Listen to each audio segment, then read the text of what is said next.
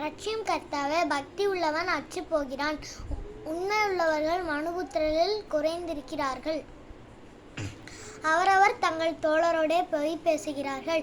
இச்சக உதடுகளால் இருமனதாய் பேசுகிறார்கள். இச்சகம்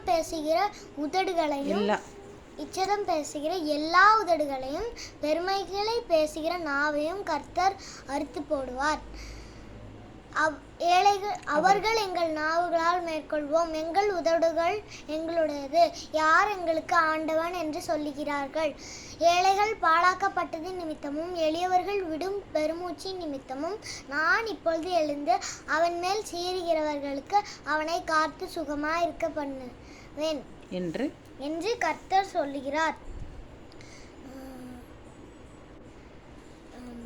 கர்த்தருடைய சொற்கள் மண்குகையில் 7 தரம் உருக்கி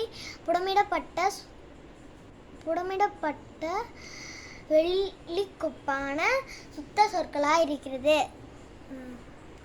கர்த்தாவே, நீர் அவர்களை காப்பாற்றி அவர்களை என்றென்றைக்கும் இந்த சந்ததிக்கு விலக்கி காத்து கொள்வீர்.